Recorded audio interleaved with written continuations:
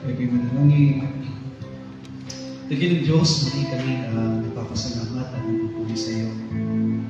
Salamat sapagkat patuloy mo kami binibiyayaan ng aming kalakasan, hindi lamang sa aming pisikal, kundi maging sa aming mga spirito. And right now, in our faith, and true faith, and life within our spirit, life within our soul. Kaya mo, Diyos, na hindi kami maging isang religyoso lamang, kundi patuloy kami magkaroon ng isang paglilingkod at pananampalatayang ikalulugod mo sa buhay ng bawat sa amin. Father God, marami kaming kahinaan. Maraming mga bagay na maaaring patuloy na pag-uulang pa rin kami, Panginoon Diyos. Because we are not perfect as your creation. But we believe, O Lord God, but through your word, alam po namin, O Diyos, dito ang magtutuwid at magtuturo sa amin upang magawa namin ang lahat ng bagay na siyang inaasahan mo para sa aming mga buhay. Kaya naman, lead us by the Holy Spirit today as we hear your word. Help us to listen and accept everything, O God, as your teaching, as your word, Father God, sapagkat alam po namin na sa pamamagitan ng mga salita mo ay titibay kami at mas lalo pa kami lalawak at lalago sa mga paglilingkod at pananampalataya na hinahanap mo para sa aming mga buhay. Salamat po sa pagkakataon na ito na ibinigay mo sa amin. That once again, we can study and we can really know everything, O Lord God, according to your will and according to your righteousness, O God. Pagpalain mo rin po yung Diyos ang mga kamay na walang sawang nagkakalaw ng kanilang handog para sa iyong gawain. Sapagkat naniniwala po kami, Ama, that everything that we do for your ministry, Father God, ay binabalik mo ito, Panginoon God, ng higit pa, Panginoon Diyos, aming mga ibinigay. Kaya naniniwala kami, Panginoon Diyos, na lalong lalago ang aming pananampalataya. Mas lalong lalago ang aming mga paglilingkod. Sapagkat pinatutunayan ang aming mga pangako sa aming mga buhay. Sa iyo namin inahabilin ang oras na ito, Panginoon Diyos. Ikaw na ba ang madakila at mapapurihan? Ito po ang aming dalangin at ibinabalik namin sa iyong pagpuli at pagsamba sa pangalan po ng aming Panginoon Jesus. Amen. Palakpakan po natin ang aming Diyos sa buhay. Bless the Lord. Salamat po sa Panginoon sa gabing ito. Please open your Bible to Jeremiah chapter 6. Jeremiah, kabanatang 6, talata po'y 13 hanggang 16. I think this verse is very familiar to you. Amen. Pero kailangan po nating pag-aralan mabuti kung ano nga ba talagang ibig sabihin ng ating binuksang talata sa gabing ito. Jeremiah 6:13 to 16, sabay-sabay po tayo. Sapagkat mula sa kaliliitan nila hanggang sa kalaki-lakihan nila, bawat isa ay binigay sa kasakiman, at mula sa propeta hanggang sa saserdote, bawat isa ay gumagawang may kasinungalingan. Kanilang pinagaling din naman na makaunti ang sugat ng aking bayan, na sinasabi, kapayapaan, kapayapaan, gayon man walang kapayapaan.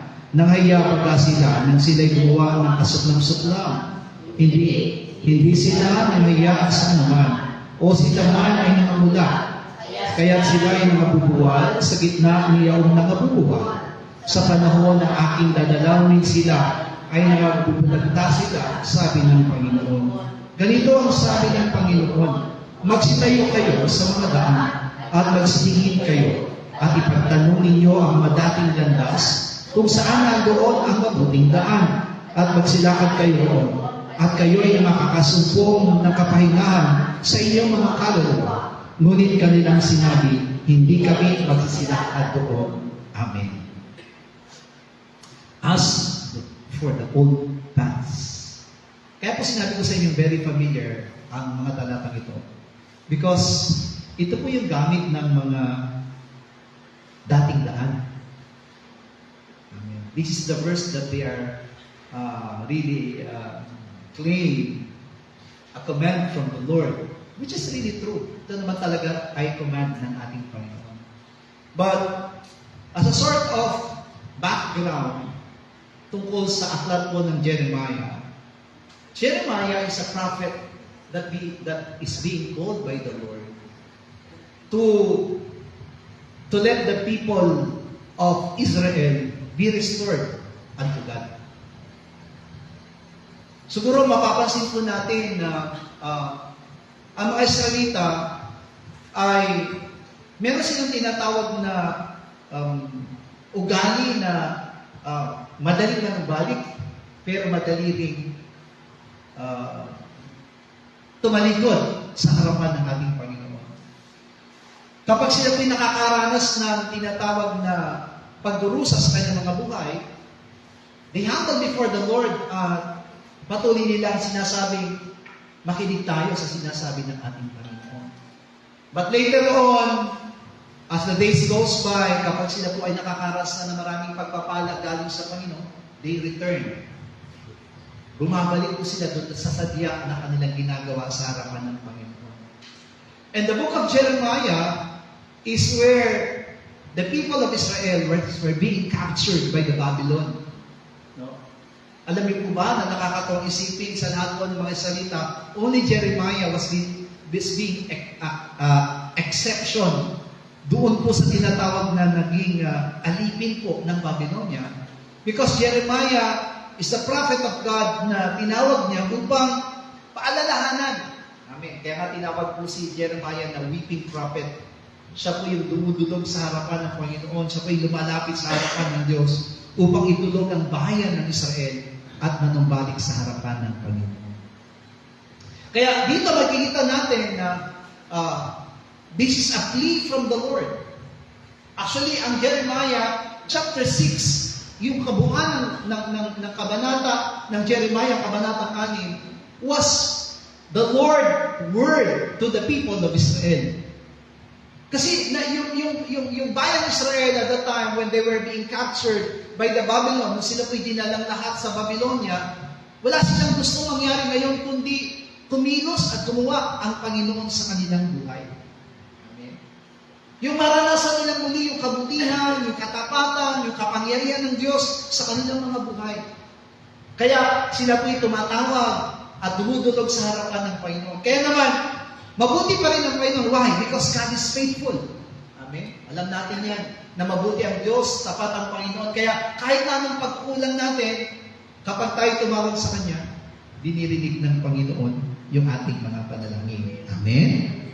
Kaya, yung plea ng Panginoon sa kanila, doon sa Jeremiah chapter 6, verse 16, sabi niya, proceed to know what is the old way. Sabi sa ibang salin, the old path. Yung landasin na dating inyong nilalakaran. Ang tanging hangarin ng Panginoon sa kanila, because at that time, kung titignan po natin, yung binasa po natin from verse 13, from the prophets up to the priests. So, ibig sabihin, walang natira. Even those people were being, kumbaga yung mga tao po na inaasahan po sana na lalakad doon sa kapiran at kalooban ng Diyos. But they are the one who, sabi doon sa verse 13, sila mismo yung nanguna at gumawa ng kasinungalingan. Amen? Siguro, parang kung titingnan po natin dito, sila sana yung mag-aakay sa people of Israel. Sila sana yung magpapaalala sa bayan ng Israel doon sa mga kamalian na ginagawa nila upang sila'y matuto at maituwid. Magawa nila yung pinapagawa ng Panginoon sa kanila. But then, the prophets and even the priests, they're the one who are the promotor. Amen po ba? Sila yung mismong nangunguna dun sa paggawa ng mga bagay na kasinungalingan.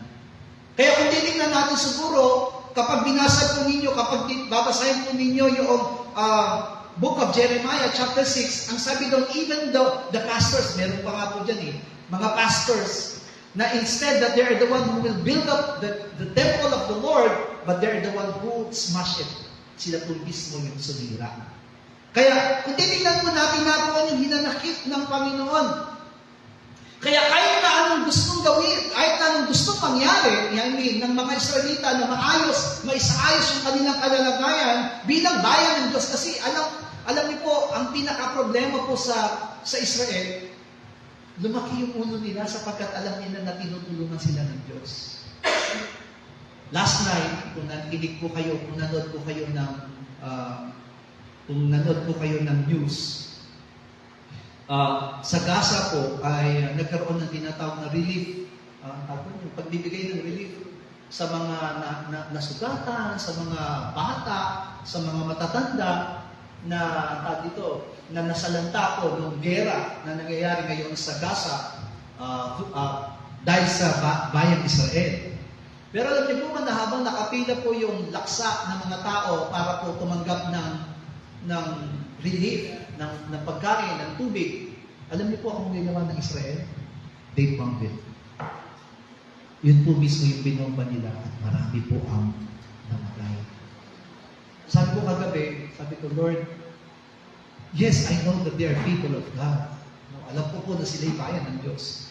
Pero sumobra yung nila, sumobra yung, kaya nga sabi sa Biblia, they become proud. Amen po ba? Yung hindi nila iniisip yung kapakanan ng iba, kundi ang iniisip na lang nila yung kanilang sariling kapakanan. What most important for them is, basta kami, sa amin ito, kami yung dapat pinapanigan. Amen po ba? Kasi di ba, nagkampi-kampihan na po, the Pakistans and the Lebanese, amen po ba, is go against the Israel, sila po ay lumalaban na sa Israel. Kaya, ang Israel po ngayon, ang daming kalaban. Amen po ba? Lahat po ng mga nakasakop po doon, ang hindi na lang kumakalaban sa kanya, Egypt. Pero lahat po, Lebanon, and Pakistan, amen po ba? Lahat po ng mga kaalyansa ni Gaza ay binobomba si Israel. Pero alam naman po natin because they are people of God, they were being protected. Alam niyo po, sabi ng pinsan ko, sa Israel po daw, meron silang tinatawag na dome, yung bomb dome, na kapag dumarating po daw yung bomba, may protection. May dome na nagpoprotekta po sa Israel kung bakit hindi po talaga nasisira yung bayang Israel. And alam po natin na it is not about the science, but it is about the power of God, yung tinatawag na kapangyarihan ng Diyos. Because I think, sabi nga ng Panginoon sa Book of Hebrews, di ba? Sa dalawang bagay ay hindi magbabago ang Panginoon. Ano yun? There are two things that cannot be changed to God. That is His promise, di ba? And His vows. Sumpa at pangako. Kaya, hindi po niya talaga pwedeng kalimutan yung kanyang bayang Israel. Pero, kung titingnan po natin, Israel is our life. Amen? Naniniwala tayo na marami rin mananampalataya, nararamdaman nila, I am a child of God. Ako'y mananampalataya, ingatan ako ng Panginoon. But sometimes, amin po ba, kumabog pa na rin ng mga mananampalataya, we became proud. Amin po ba? Kasi hindi natin pwedeng gawin lisensya yung bagay na sinasabi natin tayo mananampalataya, tayo ay mga anak ng Diyos. Amin po ba? Ang mahalaga ay nararamdaman natin which is what God wants. What God desires to every one of us. Kaya ito pong aklat ng Jeremiah is an opening. Kumbaga, ito po ay magsasabi natin nagsisilbing opening eye, an opening heart to every one of us. Di ba ba? Kanina, habang nag-worship tayo, biglang pumasok sa akin yung Book of Revelation. Amen. Kasi sa Book of Revelation, to the 7 churches, ang sabi ng Panginoon sa kanya, that those churches, there is something good in them. Hindi man po laging masama yung na 7 churches. May good. Pero may mga bagay na ayaw din ng Panginoon sa kanila. Pero sa isang banda, sinabi ng Panginoon, remember where you fall. Amen? Alalahanin mo kung saan ka bumagsak. Alalahanin mo kung saan ka nanghina. Alalahanin mo kung saan ka nawala. At sabi doon ay magsisi ka at bumalik sa Panginoon. Yung sinasabing path ng Panginoon, that is really the path of repentance. Amen? Kasi hanggang hindi natututunan ng kanyang bayan, amen po ba, yung tinatawag na repenting heart. Amen? Hindi tinuturo ng Panginoon na iba na namang daan. Amen? Yung katulad ng ginagawa ngayon ng ibang denomination, ang tawag dito, yung ibang reliyon na sinasabing sila yung tamang daan.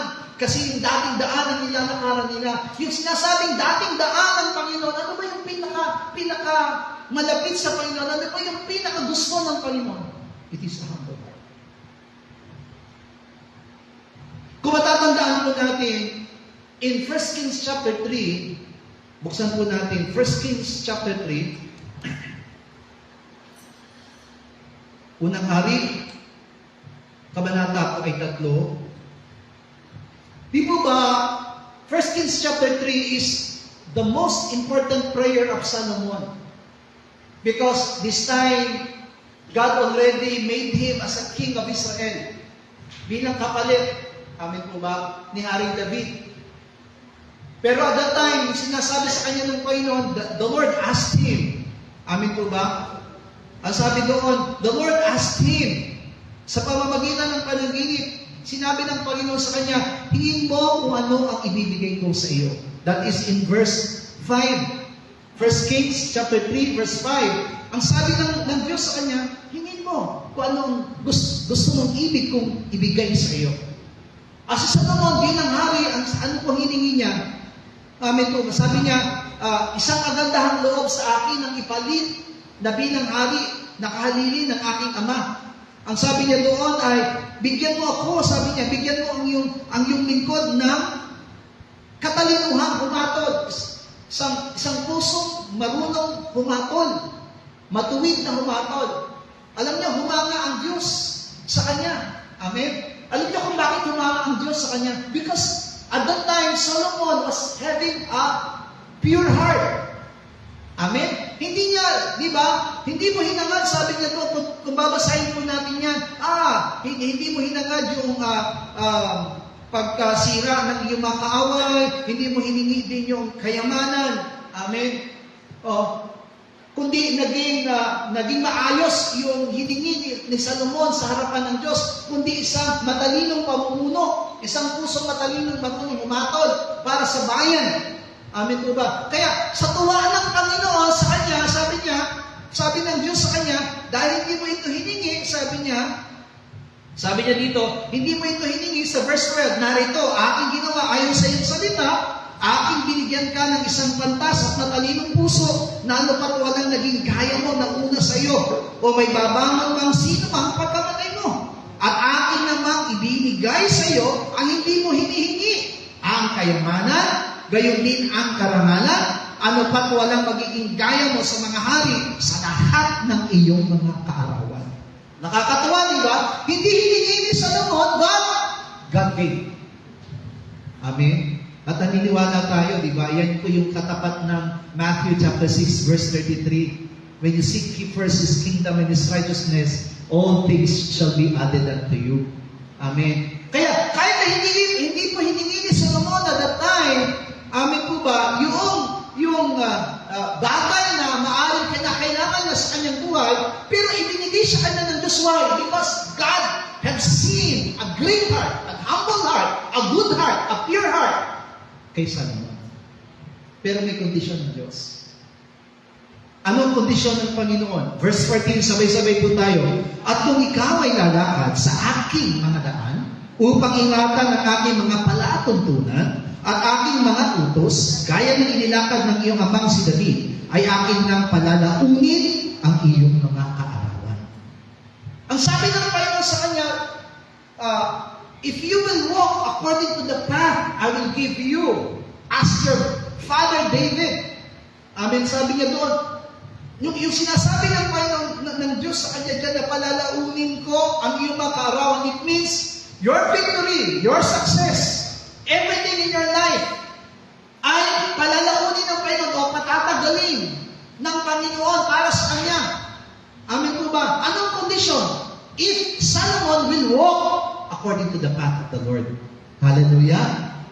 Amen. Kung siya daw ay lalakad doon sa iniutos ng Panginoon sa kanya, katulad ng pagsunod ni David, kahit na po hindi niya po hinihingi, palalaunin ng Panginoon ang lahat ng bagay sa kanyang buhay.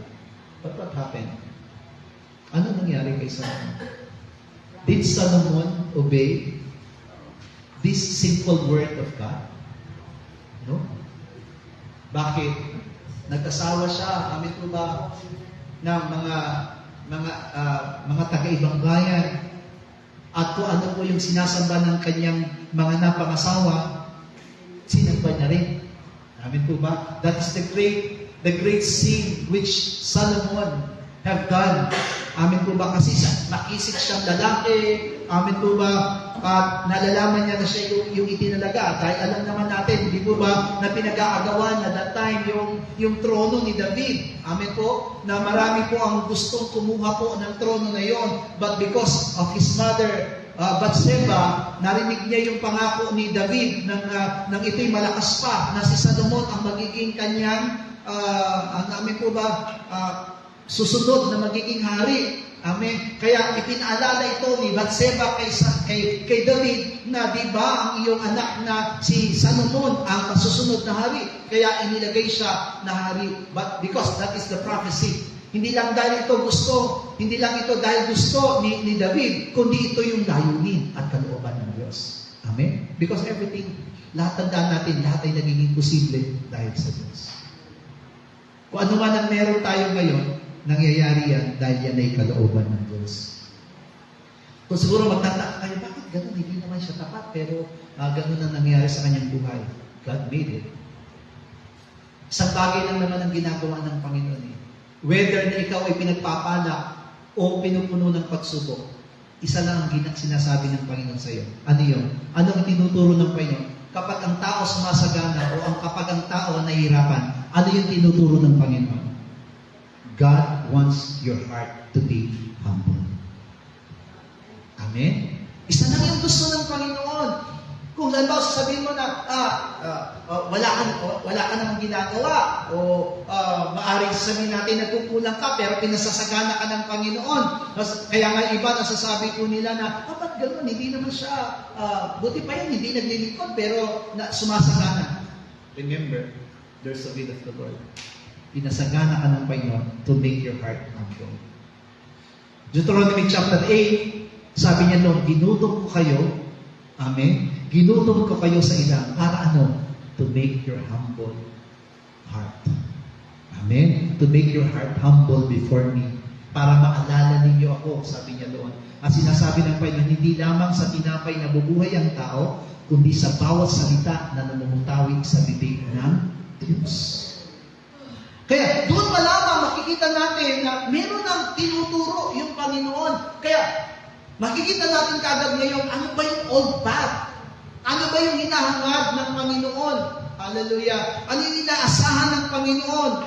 Amen. Kaya, nung sinasabi kung kayo po ang Israelita na nasa paghihirap na kalalagayan, at sinabi ng Panginoon sa inyo na, lumakad kayo sa aking katwiran, ano po isasagot ninyo? Amen. Amen? Siguro sabihin natin, yes, Lord, susunod na po ako sa inyo. Pero anong sagot ng mga Israelita? What is the answer of Israelites? When the Lord Jesus Christ asked them to know the old path, amen po ba? To know the old way, yung dating pamamaraan. Alam niyo po, sabi ng Panginoon, sabi ng mga Israelita sa Panginoon, hindi kami magsisilakad doon. Yung last verse, tignan niyo po, yung huling talata sa 16, ang sabi niya doon, hindi kami, yun ang tugon nila, sabay-sabay, hindi kami magsisilakad doon. That's why it's really hurt, di ba? Kung titingnan po natin na imbis na sila po ay sana magpakumbaba, sana hanapin nila yung mga bagay na niloloob ng Panginoon sa kanila. Pero anong nangyari? Nagmatigas sila. Tingnan niyo po, Jeremiah 7:22-24. Jeremiah chapter 7, verse 22-24. Sabay-sabay. Sapagkat hindi ako nagsalita sa inyong mga magulang, o nag-utos man sa kanila ng araw na ilabas ko sila sa lupain ng Ehipto tungkol sa mga handog na susunugin o sa mga hain. Kundi ang bagay na ito ang iniutos ko sa kanila na aking sinasabi, inyong tingin ang aking tinig at ako'y magiging inyong Diyos at kayo'y magiging aking bayan at magsilakad kayo sa lahat ng daan na iniutos ko sa inyo sa ikabubuti ninyo.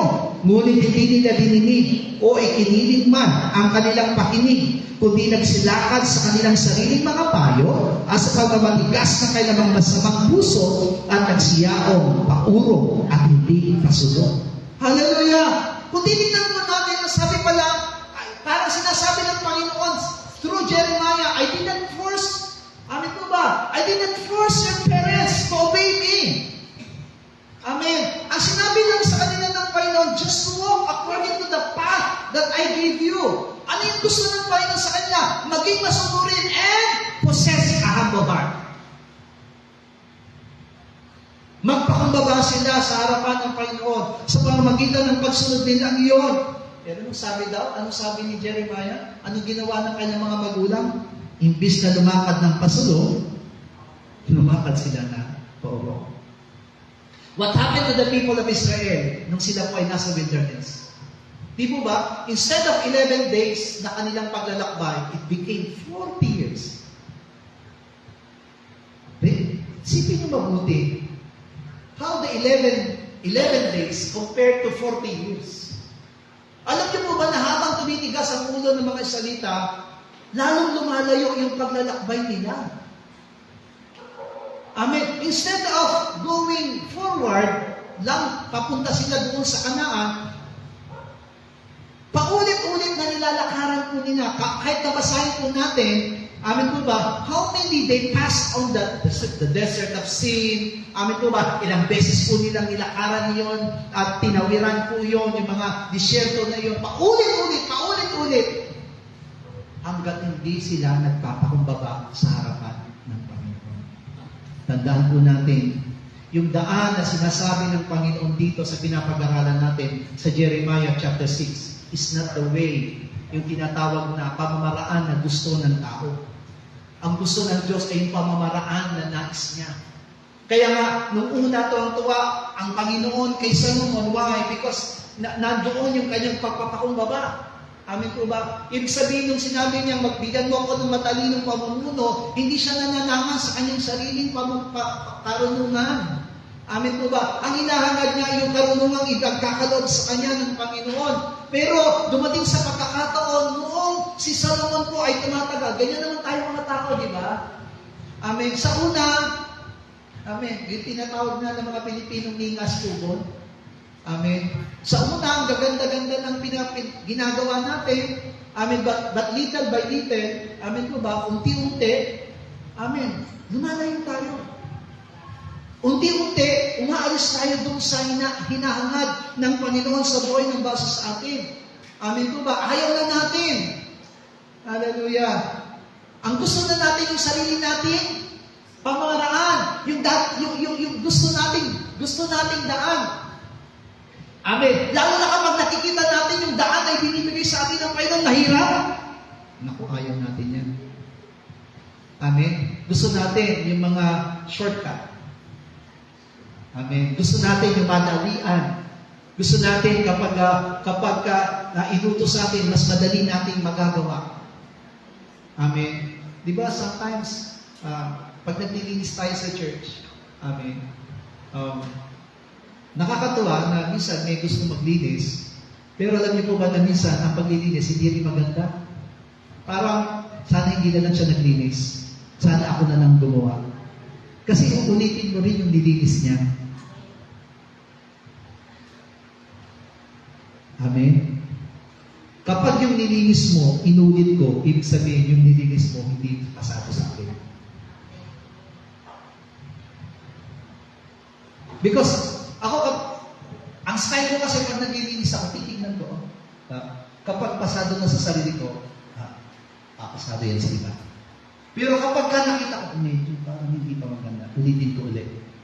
Di baling pa ulitin kong gawin, basta maging maganda.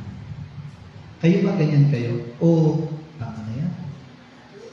Pwede na yan. Ganyan po ba tayo? O, titignan mo mabuti kung ayos na ba o hindi. Hallelujah. Kasi di ba naniniwala tayo na sa pag-grade natin, amin po ba, we are not considering ourselves. We are considering others. Kung sa kanila, hindi papasa. Amen. Kaya kailangan, titignan mo mabuti. Baka hindi ito. Medyo palpak ito. Gagawin mo ulit. Hallelujah. Tayo, ang kinukonsidera natin ngayon sa church, it's not ourselves, but it is God. Yung ginagawa ba natin, pasado na sa Panginoon o hindi pa? Amen? Kaya di ba, kung titignan po natin sa Jeremiah chapter 7 verse 22, Amin po ba? They made their own way. Instead of going to the way of the Lord. Kaya pala tinawag na old path. Dating daan. Okay, gagamitin ko po yung ginagamit nila, dating daan. Amen. Ibig sabihin gusto ng Diyos na lakaran nila gusto ng Diyos na yung dating daan. Anong ginagawa ng mga tao? They make their own way. Hallelujah. Kaya siguro yan din yung malaking kakaibahan ngayon sa mga churches today. They have their own way of worship. They have their own way of service to the Lord. Amen po ba? Amen. So hindi na po, kumbaga, kung titingnan natin, kahit na sinasabi natin churches yan, hindi na pasagod doon sa standard ng Panginoon. Hindi na yan yung hinahangad na iglesia ng Panginoon sa kasalukuyan. Amen po ba? Dahil naniniwala tayo, hindi ko mo nagiging Gen Z, yung kasalukuyang generation natin ay magiging ganun na rin ang church. No. Naniniwala tayo, hindi nagbabago yung palatuntunan at yung layunin ng Diyos sa iglesia. Whether it is an old church or a new church, it is the same. Hallelujah. Amen. Kaya one time, di ba, nag-prayer meeting tayo, ang sabi ni Pastor John sa atin, we are all liars. Natatandaan niyo po ba yun? Na lahat tayo ay masinungaling. Ang kinantayata natin doon, Lord, I give you my heart. Tama, di ba? Lord, I give you my heart, I give you my soul, I give you, di ba? Totoo naman, di ba? Actually, that is a prayer, pero talaga bang nagbibigay na natin yung buhay natin? Talaga bang naibibigay na natin yung buong kaluluwa natin? Or hanggang kanta lang? Amen? Hindi, makikita natin doon, hindi tayo totoo sa harapan ng Panginoon.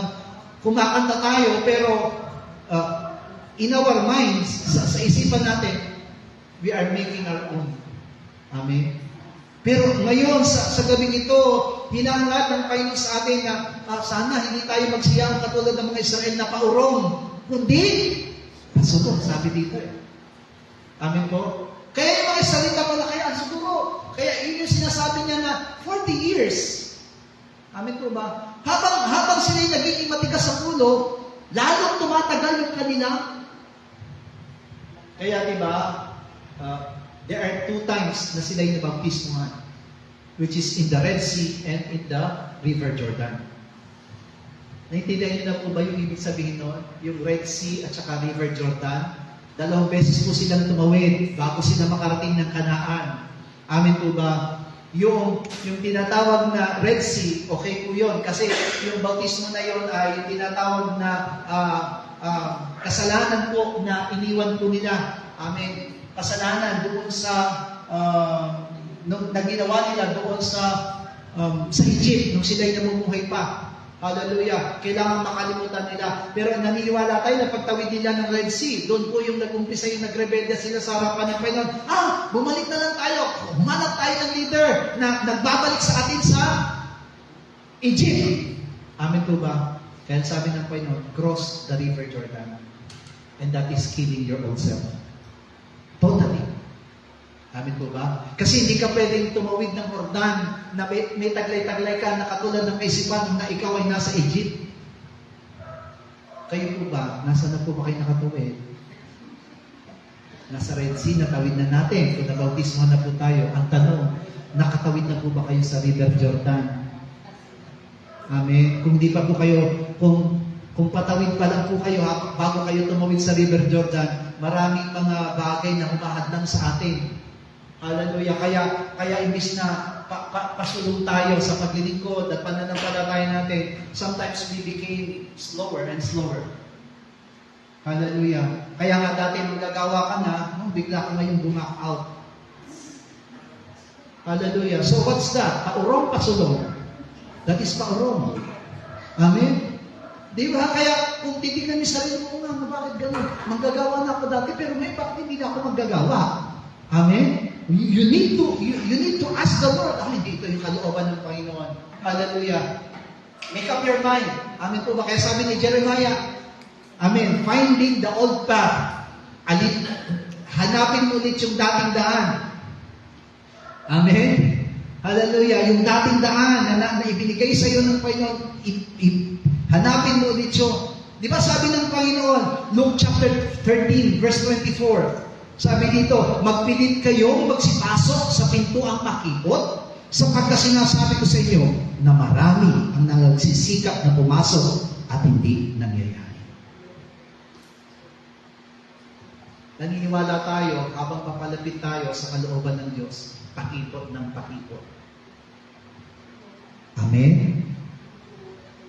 Once na tayo po ay naglalayong sumunod sa Panginoon, yung way natin, paliit ng paliit.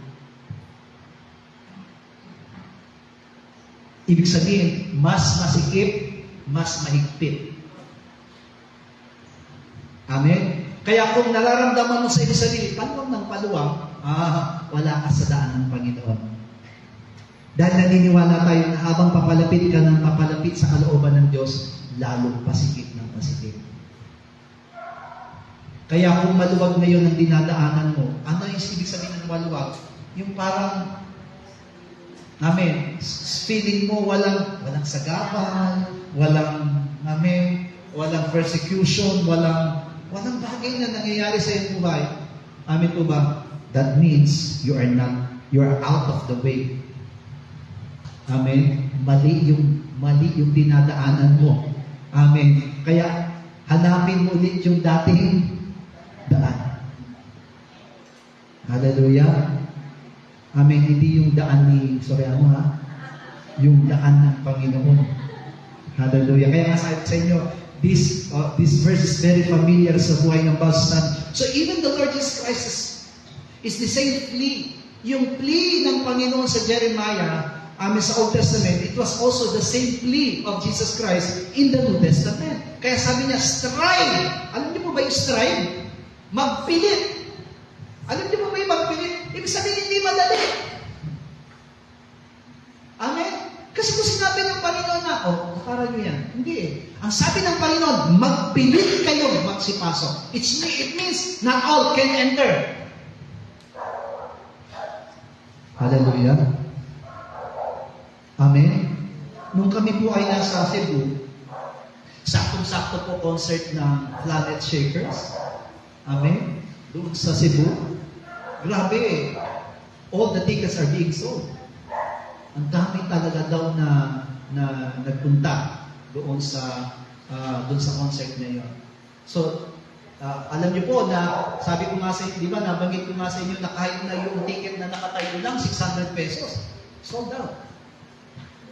So which means, those people, hindi na mahalaga sa kanya kung nakaupo o nakatayo sila. Ang importante, nandun sila sa concert. Hallelujah. Yung ganung bagay, nakikita natin na hindi na nila alintana kung mahirap man yung kanilang, mahirap kayong tumayo na, di ba? Habang nandun ka, nakatayo ka lagi, mahirap. Pero wala na mahalaga sa kanila. Gaano pa kaya itong sinasabi ng Panginoon? If you are really longing to walk, kasi naniniwala tayo, maraming mananampalataya ngayon halos sumusuko. Maraming mananampalataya ngayon when it comes na nakakarinig sila ng mga pagtutuwid sa church, mga pagtutuwid na sinasabi ng salita ng Diyos sa iglesia, ayaw na nila. Amen. Kapag ka nararamdaman nila na sila yung tinatamaan, sila yung nasasakon ng salita ng Diyos, they can feel. Amen po ba? Instead na mag-guilty sila na gusto nilang bumalik, Lord, patawarin mo kami. Imbis na humingi ng kapatawaran, ang sinasabi, ganyan din pala, huwag na. So they became proud. Amen po ba? That is not the way of the Lord. Hindi yun yung way ng Panginoon. Kaya, dito, makita natin na there is no such salvation outside Jesus Christ. Amen? Kaya pala sinabi ng Panginoon sa Acts chapter 4 verse 12, sabi niya, kanino mang iba ay walang kaligtasan sapagkat walang ibang pangalan sa silong ng langit na ibinigay sa mga tao na sukat nating ikaliligtas. Can you find, amen po ba, kapag umalis ka ba sa church, amen po ba, makakasumpong ka pa ba talaga ng ibang daan na magbibigay sa iyo ng buhay na walang hanggan? Makapagbibigay sa iyo ng tunay na kapayapaan. Sabi nga na binasa natin kanina, anong sabi ng mga propeta? Anong inihayag nila sa mga tao? Kapayapaan, kapayapaan. Pero yung sabi ng Panginoon, pero ang totoo, walang kapayapaan sila.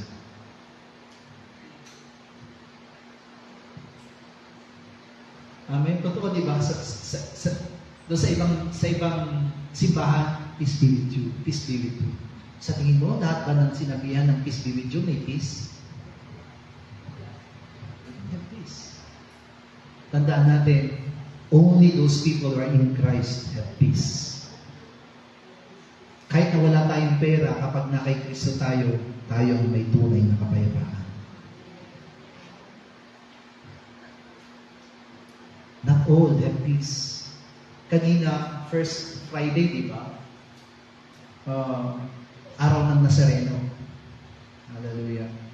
At in-interview sa TV, in-interview yung mga nagsimba, anong dahilan kung bakit sila nagpupumilit magsimba. Alam niyo po ba, maririnig ko sa kanilang lahat?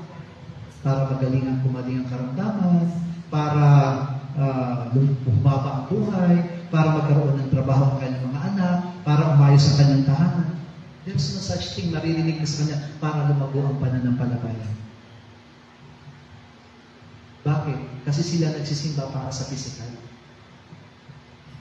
Amen? Kaya tayo, wag na wag kayong mananalangin na para sa physical ninyo. Kasi kayang ipagkaloob ng Panginoon. Hindi man natin hingin sa Panginoon yan, ibibigay yan ng Diyos. Kaya lang hindi sumasagana yung ibinibigay sa atin ng Panginoon. Why? Kasi hindi natin inuuna ang kanyang katwiran at ang kanyang kalooban. But, if we will seek His way, His path, sa buhay ba sa atin, I think the Lord, amen po ba? Kaya sinabi ng Panginoon, seek the old way. Amen po ba? Because that is God's standard. Amen? Yun yung standard ng Panginoon. Yun yung gusto ng Panginoon. But the people of Israel are stumbled in the old way. Amen po ba? Alam niyo po ba ang nakakalungkot sa mga salita? Stumble sila doon sa dating daan. Ayaw nila yung dating daan. Tisun sila doon sa dating daan. Ang gusto nila, panibagong daan. New way. That's why they forgotten about God. Napakasimple lang yung, alam niyo po, hindi mahirap po ang sumunod sa harapan ng Panginoon. Sometimes sinasabi nila, wala akong alam sa Biblia. Hindi naman kailangan malaman ang lahat ng sinasabi ng Biblia. Kasi, nung sinabi nung lalaki sa Panginoon, Lord, how can I have eternal life? Ang sabi ba ng Panginoon, kabisado niyo po ang sinasabi ng Biblia? No, sabi ng Panginoon sa kanya, love your God with all your heart, with all your soul, and with all your mind. And love your neighbor as you love yourself. Dalawa lang ang binubuo ng kabuuan ng salita ng Diyos. Amen? And that is love. Loving God and loving your neighbor. Pero marami sa mga mananampalataya, ayaw nila yan. Alam niyo, nakakatuwa sa Cebu, from Cordoba to Cebu City, it is only 30 minutes. Pero dati po hindi 30 minutes po yan. Pero ngayon, meron po silang bagong tulay. No? Nakakatuwa yung tulay po nila. Napakaganda, parang nasa ibang bansa. Sobrang ganda po talaga ng tulay nila. Alam niyo, itinawid nila sa dagat yung tulay. Sobrang ganda. Na-amaze po ako doon sa sobrang ganda ng tulay na yun. Parang kang nasa abroad eh. Amin po. Dinaig natin yung, nakarating po ako ng Hong Kong. Sa Hong Kong naman po, hindi po tulay ang ginawa sa Hong Kong. Sa Hong Kong po, sa ilalim ng dagat. Yung highway po nila nasa ilalim ng dagat. Hallelujah. So, kapag tatawid po kayo mula sa one city to another city, doon po sa ilalim ng dagat. Ang Cebu po, hindi. Ginawa po nila ng tulay. Napakagandang tulay. Sobrang gandang tulay talaga. Ma-amaze ka. Kaya lahat, amin po ba dumadaan doon? Napakamahal ng pamasahe. Dati 14 lang ang pamasahe o 20. Ngayon, 54 yata ang pamasahe ng isang tao. Tsaka, hindi pwedeng sumakay sa jeep. Lahat ng sinasakyan doon, van. Mga sosyal. Tapos pag pumunta ka pa dun sa SMC side, di po ba pag pumunta tayo ng SM, jeep lang sinasakyan natin doon. Doon pag pumunta po kayo sa SMC side, wala pong sasakyan jeep, taxi at saka grab. Sosyal. Opo, drop out lang. Tanungin niyo sa mga nakasama namin sa Cebu. Hindi pwedeng sumakay ng jeep. Wala kang masasakyan na jeep. Kaya ang sasakyan mo lang doon, either grab or taxi. Nung nag-taxi kami, magkano? Isang taxi. Namin po ba? Magkano yung binera namin isang taxi? Kasi dalawa kaming taxi. 600. Tignan niyo po. Sobrang mahal. Kaya kung wala kang pera, huwag ka na pupunta ng seaside. Pumunta ka na lang ng SM Cebu. Dalawa kasing SM nila. Amin po ba? Cebu proper, city. Amin, doon ka na lang. Para doon, meron sasakyan direkta. Hallelujah. Kasi, pero, kahit na mahal, alam niyo po, maraming pumupunta. Maraming doon dumadaan. Hallelujah. Kasi madali. Ganyan tayong tao. Kapag may hirap na tayong nararanasan sa paglilingkod, ayaw na natin. Kasi gusto natin madali. Hallelujah. Pero tandaan natin, hindi ganun kadali. Alam niyo, itatrack ko, ibabacktrack ko yung naranasan ko sa paglilingkod when I was from Bible school to First Mission. Tinatrack ko lahat yun. Sinusundan ko kung saan yung nilakaran ko na bago-baguhan pala ako naglilingkod sa Panginoon. Nung nasa Bible school ako, nagba-Bible study ako sa mga babaeng nagtatrabaho sa nightclub. Alam niyo po, kapag yung kaklase ko po si Pastor Ray, pagka magba-Bible study po kami, kasi lalabas po kami ng eskwela na alas 3. Sasabihin namin ng magkaklase, kailangan pumunta na tayo kasi papasok sila ng alas 6. So, kailangan namin alas 4, alas 5, nandun na kami kasi magme-makeup pa yun ngayon, di ba? So, madadatan po namin sila. Yung short nila, halos panty na lang. Tapos, nakasando sila, walang bra. So, paano ka magbabible study naman ito? Na nakakatukso naman, Brad Pastor Ray, sabi namin.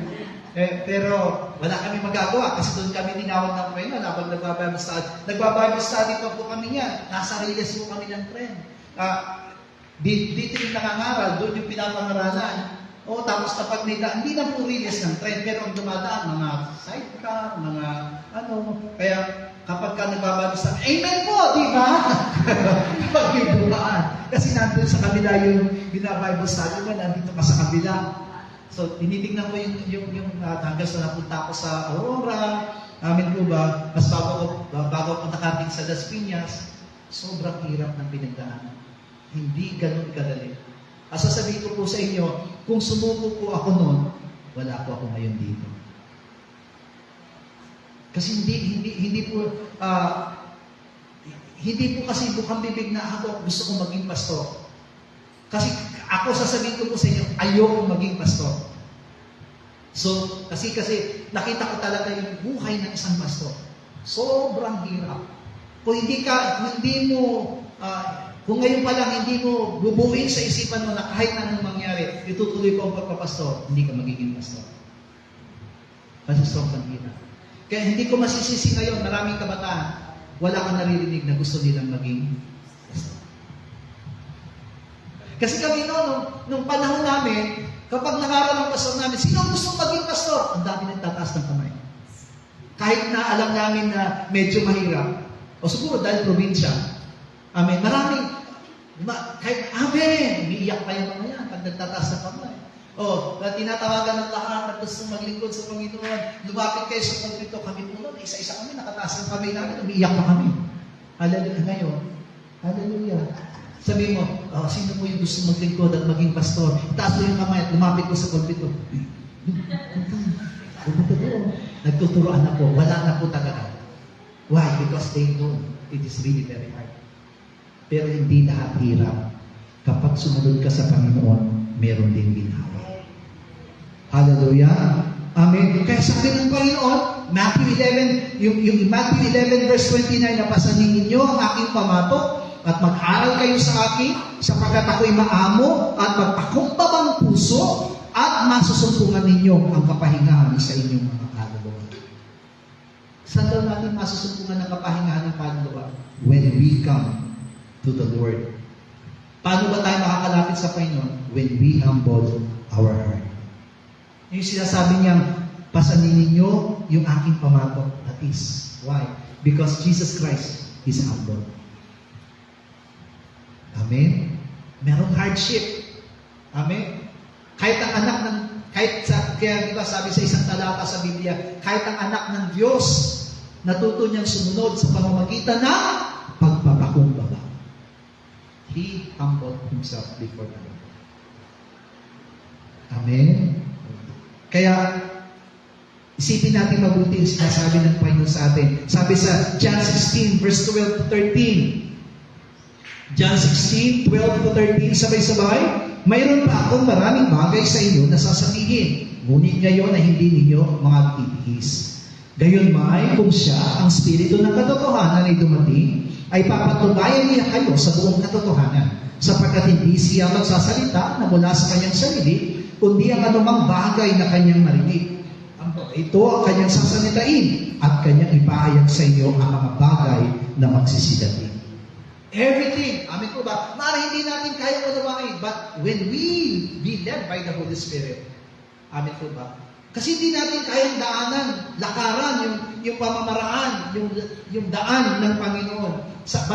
But when, sabi niya doon, when the Spirit of truth comes, kapag dumating daw yung Espiritu ng katotohanan, He is the one who will lead our hearts.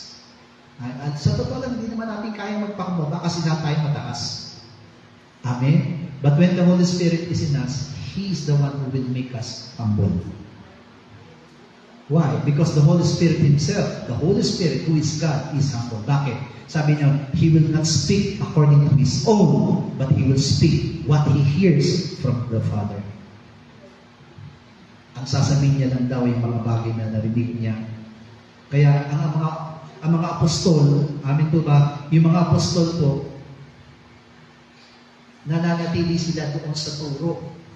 Diba? Sabi sa Acts chapter 2 verse 42, Gawa, kabanatang 2, talatay po ay 42. At sila'y nagsipanatiling matibay sa turo ng mga apostol at sa pagsasama-sama at pagpuputol-putol ng tinapay at sa mga panalangin. Now, they remain intact. Hallelujah. Yan po yung hinahangad ng Diyos. Yan ang hinahangad ng Panginoon sa bawat sa atin. Now, I remember Pastor Jing. Sabi ni Pastor Jing sa akin, Kuya, lumalaban ako. Now, Pastor Jing is struggle talaga. Pagkatapos po niyang sumpungin 2 weeks ago, iba po yung karanasan ni Pastor Jing. She cannot able to sleep. Ang sabi ni Pastor Jing sa akin, almost 15 kilos na ang nawala sa kanya. It's very, malaki po yun. Sabi niya kasi hindi na siya nakakatulog na mabuti. Pero sabi niya sa akin, Kuya, I'm still fighting. Lumalaban ako. Sabi ko sa kanya, manalangin ka rin at lagi ka rin namin ipinapanalangin dito.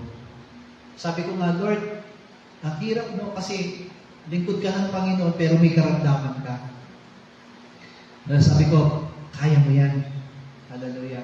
Yung sinasabi ng Panginoon dito, yung sinabi ng mga apostol na nagsisipanatiling matibay sa turo ng mga apostol at pagsasama-sama at pagpuputol-putol ng tinapay at sa mga panalangin. Nawa, ganyan ang maranasan natin. Meron ka bang problema?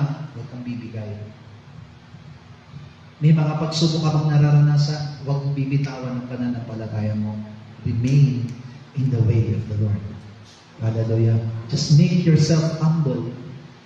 Amin po ba? Kapag meron ka nararanasan sa iyong sarili, lagi mo sabihin, Panginoon, kung meron man dapat kang ituro sa akin, turuan mo akong magpakumbaba sa iyo. Lagi kong naging panalangin, Lord, bigyan mo ko ng isang pusong masunurin, isang pusong napapahubog, isang pusong sumusunod at nagpapasakop sa iyo. Kasi di ba, yan yung ginagamit. Lagi yung puso natin ang ginagamit ng diablo para mahiwalay tayo sa kalooban ng Diyos. Why? He makes us proud. Hallelujah. Kaya nga di ba, masarap maging sagana. Pero kung sa kabila ng iyong kasaganaan ay malimutan mo ang Panginoon, paano? Hallelujah. Kaya masarap din minsan ang nasa kahirapan. Dahil sa oras ng iyong kahirapan, tinuturoan ka ng Panginoon na lalo magpakumbaba. Hallelujah. So, what is really the old way? Humble heart. That is the word of the Lord today sa buhay ng basa sa atin. Amen? Hallelujah. Bakit? Kasi marami, sabi nga, marami yung iba, ayaw na nila yung old way. That's why they listen to other doctrines. Amen? Nung nasa Cebu kami, may nagkaroon ng katanungan, bakit nga ba tayo umalis sa Berea? Amen. What is really the problem of Berea? The problem of Berea, mga minamahal ko, they believe that Berea is all. Ang nangyari po kasi sa Berea, hindi na sila bumabalik sa salita ng Diyos. Bumabalik sila sa turo ng Berea. Kasi ang paniniwala nila, ang Berea po, kompleto. Hindi po. Anong turo sa atin ng salita ng Diyos? Go back to the Bible. Kasi kahit anong gawin po natin, lahat yung doctrine na yan, gawa lang yan ng tao. Sino po yung pinaka-superior sa lahat ng doktrina? Ang Biblia. Balik tayo dun sa salita ng Diyos. Kaya ano nangyari? Tignan niyo po, Matthew 15 verse 9. Tignan niyo po ang nangyayari sa mga tao. Tatapwan, walang kabuluhan ang pagsamba nila sa akin, sabi ng Panginoon, na nagtuturo sa kanilang pinaka-aaral ang mga utos ng mga tao. The doctrines became their way of life. Hallelujah. Hindi na yung salita ng Diyos, but yung doktrina na, yung way of life. Or it became sila po ay naging masunuri na sa mga filosofiya. Colossians chapter 2 verse 8. Tingnan niyo po, sabi sa Colosas, kabanatang 2, talatang 8, kayo'y magsipag-ingat, baka sa inyo'y may bumiha sa pamamagitan ng kanyang filosofiya at walang kabuluhang pagdaraya. Ayon sa saling sabi ng mga tao, ayon sa mga pasimulang aral ng sabitan, at hindi ayon kay Kristo. Nabalitaan niyo po ba ngayon nangyayari kay Kibuloy? Kibuloy was, di ba, pinatatawag siya ngayon sa Senado. And sobrang dami niya palang ni-rape, no? This week, doon ko lang nalaman, 11 years old and 12 years old yung kanyang ginahasa. Hallelujah. But, ang problema, marami pa rin sa kanyang miyembro, they are really, faithful. Amen. Ayaw nilang umalag kay Kibuloy, and they believe that Kibuloy is innocent. Hallelujah. So, why? Because, parang ang tawag dito, kahit, ako nga, naiingit na rin ako kay ang pangalan niya? Yung kamukha ni Nini Mulak. Si Aguila. Aguila ba? Tama. Senyor Aguila. Tama. Senyor Aguila. Ang dami na kayang miyembro. At yung mga miyembro niya, masunurin. Di ba ba? Sa sobrang pagiging masunurin na, talagang sumunod sila hanggang sa bundok. Para manirahan. Hallelujah. Sobrang maging masunurin nila. Amen. Kahit na alam natin mali. Of course, sa totoo lang, mali pa rin po yung kanilang ginagawa. Ito po yung sinabi doon. Binihag na sila. Alam niyo po ibang sinabing binihag? They cannot come out. Ano na, tawag ko, para silang nakagapos. Amen? Yung tinasabi nila, sabi nila, yung parang hypnotized. Parang binudol na sila. Parang ganun ang nangyayari sa kanila. Hallelujah. Hindi natin kailangan mabudol sa mga filosofiya. Kailangan natin magbihag ng salita ng Diyos. Diba kanina sabi ka natin, walang anumang pangalang ibinigay sa atin sa ikaliligtas natin. Only the name of Jesus Christ. Hallelujah. Kasi ngayon, ang daming paekek ng mga churches. Amen po ba? Amen po ba? Para makagain sila ng maraming mga miyembro. Marami silang mga programs inside the church. Amen po ba na nakakahikayat sa marami. Pero hindi po yun ang kailangan natin. Ang kailangan po natin, mga minamahal ko, we begin again to the old church. Ano ba yung sinasabi ng old church? Tingnan po natin, Matthew 17, verse 1 up to 5. At pagkaraan ng 6 na araw ay sinama ni Jesus si Pedro, si Santiago at si Juan na kapatid niya. At sila'y dinalang bukod sa isang mataas na bundok at nagbagong anyo siya sa harap nila. At nagliwanag ang kanyang muka na katulad ng araw at pumuting tulad ng ilaw sa kanyang mga damit. At narito, napakita sa kanya si Moises at si Elias na nakikipag-usap sa kanya. Tapos sumagot si Pedro at sinabi kay Jesus, Panginoon, mabuti sa atin ang tayo dito kung ibig mo. Ay gagawa ako rito ng 3 tabernakulo, isang sa iyo at isang kay Moises at ang isa kay Elias. Samantalang nagsasalita pa siya, narito, ang isang maningning na alapap ay lumilim sa kanila at narito, ang isang tinig na mula sa alapap na nagsasabi, ito ang sinisinta kong anak na siya kong kinalulugdan. Siya ang inyong Panginoon. Maliwanag, church. Kahit na anong galing pa ng isang mangangaral, isa naman pakikinggan natin. Kaya, di ba sabi ni Apostol Pablo sa mga Thessalonica, if you will going to listen to another gospel, sumpain kayo. Because there is only one gospel, and that is the gospel of Christ. Amen po ba? Kung yung nangangaral sa atin, kahit na galing na pong nangangaral sa atin, pero kung wala na si Kristo doon sa pangangaral, huwag tayong susunod. Hallelujah. Kahit na maganda ang pangako nila sa atin, pag dito kayo nagsimpa, ganito ang mangyayari sa atin. Amen po ba? Hindi naman kayo namin pinipilit na manatili sa church. Hallelujah. Pero tiyakin niyo lamang po na kung nilipat kayo ng iglesia, ang iglesia ang paglilipatan ninyo na nanatili kay Kristo.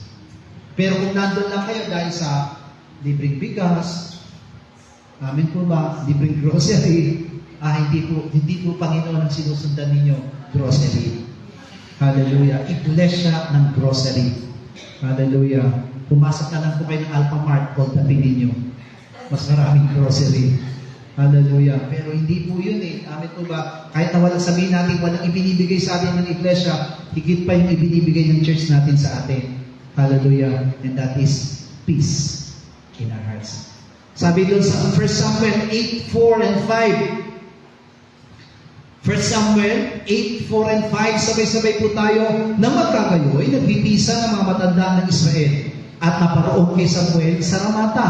At kanilang sinabi sa kanya, narito, ikaw ay matanda na, at ang iyong mga anak ay hindi lumalakad sa iyong mga daan. Ngayon nga'y lagyan mo kami ng isang hari upang umatol sa amin, gaya ng lahat ng mga bansa. Tignan niyo po sila, di ba? The Israel came to to imitate other nation. Hallelujah. Baka sinasabi niyo, bakit sa ibang church pastor? Iba. Amen po ba? Kasi nga, meron tinatawag na ngayon mga Gen Z churches. Hallelujah. Hindi natin kailangan magbago. Ang kailangan natin sumunod. Kaya pala tinawag na dating daan. Hallelujah. The old way. Kasi hindi magbabago yan. Kahit na lumipas ang taon, lumipas ang panahon, isa lang ang gusto ng Panginoon sa atin, to create a humble heart within us. Amen? Kaya, lakaran natin yung dating daan. Hallelujah. Kapag nakikita natin yumayapang na tayo, balik tayo sa dating daan.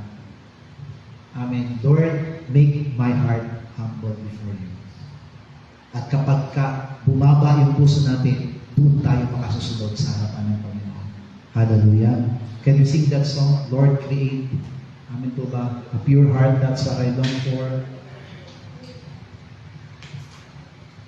Habang inaawit natin ang awiting ito, maging panalangin natin ito. Hallelujah.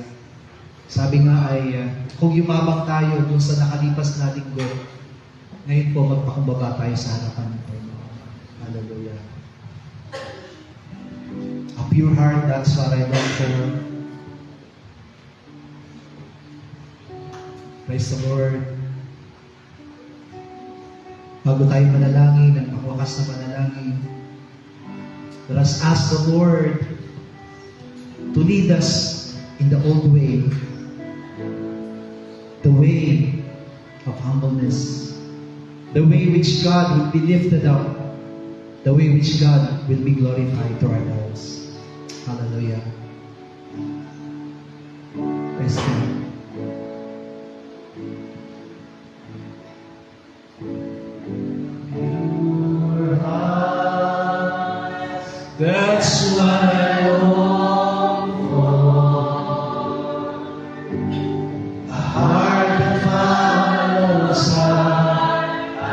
after thee. Pure heart, that's what I long for. A heart that follows after thee. A heart that hides your word. A heart that hides your word. Yes, God. So that sin may not come in. A heart that's undivided to the one you rule and reign. A heart that feels compassion, that pleases you alone. As with the aroma of worship that rises true. Tayo po natin tumayo. Amen. A pure heart. A pure heart. That's what I long for. Yes, God. A heart that follows God. Amen. Yan po ang aming panalangin, O Diyos. Praise the Lord. A pure heart. That's what I long for. A heart that follows God after thee. A heart that loves the word. A heart that loves the word. So that sin may not come in. Amen. A heart that's undivided. Yes, Lord. A heart that needs compassion. Sweet aroma.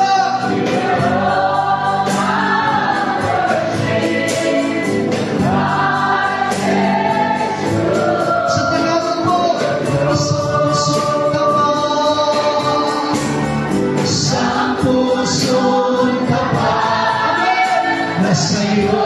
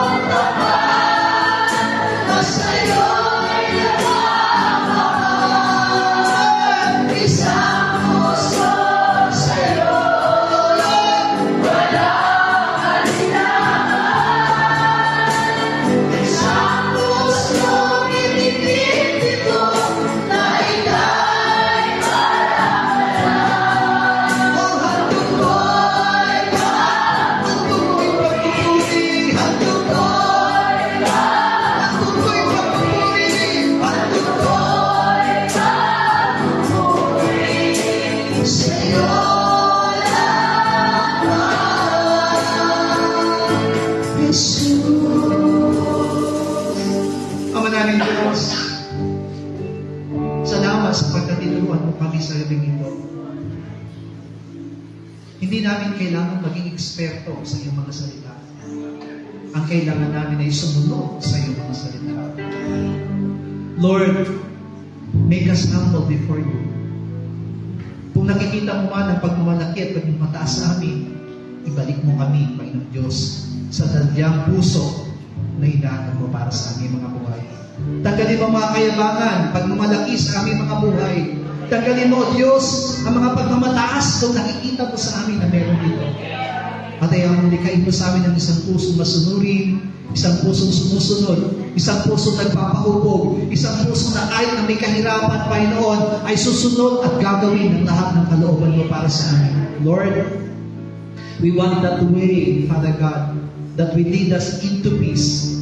Lord, ang nais namin mayapang puso na anuman ang aming karanasan, anuman ang aming kalagayan, ang mahalaga payapa ang aming puso na naglilingkod sa iyo. Father God, dalangin po namin na patnubayan mo kaming lagi. Bantayan mo kaming lagi, O Diyos. At huwag mo kaming pababayaan sa pamamagitan po ng iyong habag at biyaya. Kumilos at gumawa ka sa aming mga buhay. Lord, we pray, O God, na patnubayan mong lahat ng mga kapatiran po namin, ano man ang kanyang karanasan. Let them all be strengthened by the Word of God. Let them all be strengthened, O God, sa pamamagitan ng iyong banal na Espiritu Santo. Kaya ang laging aming Ama na taglayin namin na, O Diyos, ang laging isang puso na naghahanap, hinahanap ang katwiran at kalooban mo sa aming mga buhay. Salamat po sa mga kapatid ko na naging matyaga, na nakasama namin, Ama, na nalangin at nag-aral ng salita mo sa gabing ito. Hindi lamang sa iglesia ito, kundi maging ang mga nanood sa online, Panginoong Diyos, mga kapatiran namin na sa malalayo, once they try to watch this fellowship, this prayer meeting, O God, online. Kaya mo, Ama, na mapagpala din sila. At maranasan din nila ang naranasan namin sa gabi ito, O God. Na dadaanan namin at lalakaran ang dating daan. Dating daan ay tinuro mo sa amin. Isang puso, Panginoon God, na nagpapakababa sa iyo. At isang puso na naglalayong sumunod sa iyo. Ingatan mo kami lahat. Ingatan mo kami, Panginoon Diyos. Ingatan mo ang aming mga iglesia. Ingatan mo, Diyos, ang mga gawain namin sa aming iglesia. Ingatan mo ang mga kapatiran namin na malayo sa amin, Panginoon Diyos. Pagdaligin mo lahat na may makaramdaman. Lalo na po, Panginoong Diyos, sa iyong mga lingkod, Pastor Lani and Pastor Jane, O God. Ilayo mo sila, Panginoong Diyos, sa mga kapahamakan. At ayaw mo lagi nilang maranasan ng iyong kabutihan.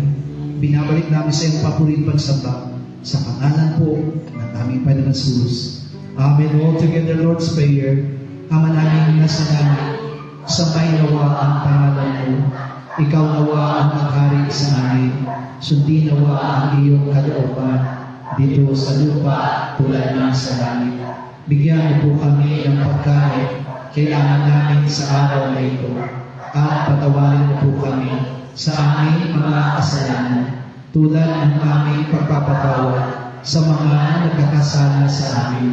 At huwag mo kami iharap sa maigpit na pagsubok, kundi ilayo mo po kami sa masama, sapagkat iyo ang kaharian at ang kapangyarihan at ang kapurihan magpakailanman. Amen. God bless you all. See you on next day.